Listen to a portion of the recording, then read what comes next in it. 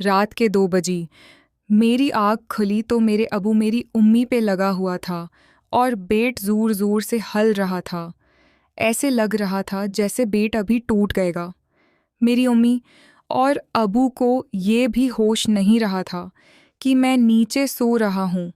वो दोनों इतने मगन हो गए थे, अपना काम कर रहे थे और 15 मिनट वो उसी तरह लगा रहा।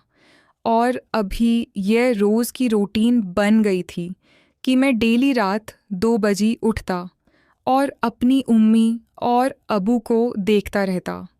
एक रात अबू लाहौर गए हुए थे, उम्मी घर में अकेली थी रात के 2 बजे। तो मैं अपनी उम्मी के साथ पूरी रात मेरे नाम ज़ेशान है। मेरी उम्र 22 साल है। हम लाहौर में रहते थे। मेरी अबू की दर्जी की दुकान थी।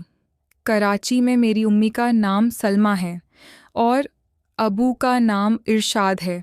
मेरी उम्मी के शादी छोटी उम्र में ही हो गई थी। मेरी उम्मी की उम्र 40 साल हो गई, लेकिन 40 साल की उम्र में जो हसन मेरी उम्मी पे आया था वो 16 साल की उम्र में भी नहीं आया था। सब लोग कहते थे कि सलमा, तुम तो दन बदन जवान होती जा रही हो, क्या खा रही हो। और मेरी उम्मी हंस के बाद टाल देती थी। मेरी उम्मी के गबारी और बैक बहुत बड़ी थी, जिसकी वजह से जो भी मर्द इससे देखता तो देखता ही रह जाता था। अबू हमें यहाँ लाहौर में छोड़कर कराची चले गए थे और वो काफ़ी सालों से सिर्फ हम लोगों को पैसे भेजा करते थे। 2 साल बाद 1 महीने के लिए घर आते थे, लेकिन अबू की दुकान अब अच्छी चलने लगी थी तो उन्होंने हमें भी कराची बुलवा लिया। अबू ने अपनी दुकान के ऊपर घर किराए पे लिया था। नीचे मेरे अबू की दुकान दी और साथ में ही मकाल मालकिन की फैमिली भी रहती थी। उसकी फैमिली में मकाल मालकिन की एक बेटी थी जिसका नाम समीरा था। उसकी मद तकरीबा 17 साल थी। क्योंकि मैं लाहौर में रहता था, कराची में पहली दफ़ा आया था, मुझे कराची के बारे में इतना पता नहीं था, तो इसलिए मैं इस लड़की से पूछ लिया करता था। वो भी हमारे घर चक्कर लगाती रहती थी। हमारे घर 2 कमरों पर मुश्तमिल था और छोटा सा किचन बना हुआ था। रात में किचन में लाइट जल रही होती ये थी और जिसकी वजह से पूरे कमरे में हल्की रोशनी नहीं होती। मालिक मकान की बेटी समीरा मुझे देखकर मुस्कुराती रहती थी और मैंने भी अपने दुकान दिल में सोच लिया था कि मैं उसका काम ज़रूर तारों का शुरू के दिन तो मैं घर पर ही रहता था। लेकिन बाद में मेरे अबू ने कहा था कि दुकान पे आके बैठा करो, काम सीखा करो। फिर अबू ने मुझे दुकान के कामों में लगा दिया, लेकिन मुझे दुकान पे बैठना अच्छा नहीं लगता था। सुबह 8 बजे समीरा कॉलेज जा रही होती थी और दोपहर 2 बजे वापस भी आ रही होती थी। मुझे उसकी टाइमिंग पता चल गई थी और अब तो सुबह भी मैं ही दुकान खोला करता था। सुबह जाते हुए भी समीरा मुझे देखकर मुस्कुराती थी और दोपहर में आते वक्त भी मेरी उम्मी घर पे सारा दिन अकेली रहती थी। मेरे अबू ने मेरी उम्मी को टीवी डलवा दी थी और केबल भी लगवा दी थी, तो मेरी उम्मी सारा दिन ड्रामे देखती रहती थी। मेरे अबू अब अच्छे से पैसे कमाता था तो उम्मी की फरमाइशें पूरी करता रहता था।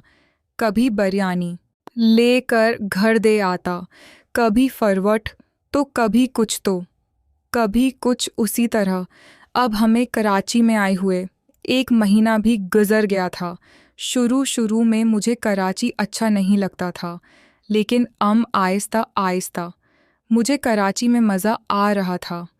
हम एक ही फैमिली में सोते थे। हम ज़्यादा लोग नहीं थे, 3 बंदे ही रहते थे। उम्मी अबू बेड पर सोते थे और मैं साथ नीचे सोता था। एक रात तकरीबा 2 बजे मेरी आँख खुली। मैंने देखा तो बेड हल रहा था। पहले मुझे समझ ना आया क्यों, क्या हो रहा है। मैं जैसे उठने लगा, मैंने देखा मेरा अबू उम्मी पर लगा हुआ था।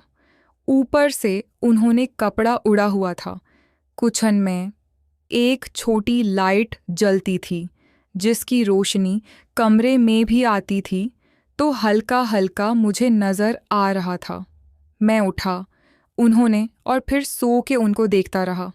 अगली रात फिर ऐसा हुआ। रात के 2 बजे फिर अबू अम्मी पे शुरू हो गए। उन्होंने आधा कपड़ा उड़ा हुआ था। मैं अब रोज़ ही रात के 2 बजे उठता और अम्मी अबू को देखता था, जिसकी वजह से अब मेरा वह नज़रिया अम्मी के बारे में तब्दील होने लगा था। अब जब भी मुझे मौका मिलता मैं घर आकर अपनी अम्मी को देखता रहता और सोचता कि मेरे अबू कितने खुश नसीब हैं जो रात को अम्मी के साथ सुकून लेते रहते हैं। मैं बार बार अपने दिमाग को रोकता कि अपनी माँग के बारे में न सोचूं, लेकिन बार बार वही रात वाला मंज़र मेरे यखों के आगे जाते हैं। अब समीरा भी मुझे अच्छी नहीं लगती थी। वह खुद मुझसे बात करना चाहती थी। मैं अब उससे जान चढ़ रहा था। अब उस सभी की उदा की सुबह 10 बजे में उठता था। तत्ते शाम कि मुझे दुकान पर ना जाना पड़े तो अबू चले जाते थे। शुरू में तो मुझे अबू ने बहुत डांटा कि जल्दी उठा करो, लेकिन अब अबू भी खामोश हो गए थे। मैं अपना ज़्यादा से ज़्यादा वक्त अपनी उम्मी के साथ गुजारना चाहता था। मैंने उनको रोज़ वाला काम करते हुए भी देखता, लेकिन मैंने कभी अपनी उम्मी पे ज़ाहिर नहीं होने दिया कि मैं आप लोगों को देखता हूँ। उसी तरह दिन गुजारते रही थी। एक शाम को अबू बोला लाहौर से फ़ोन आया अबू की बहन याने के। मर्री पूफो का शोहर का इंतकाल कर गया था। पहले तो अबू ने सोचा कि उम्मी और अबू चले जाते हैं, क्योंकि मैं भी नया कराची आया था। तो मैंने कहा मैं भी नहीं रुकूंगा, मैं भी साथ चलूँगा।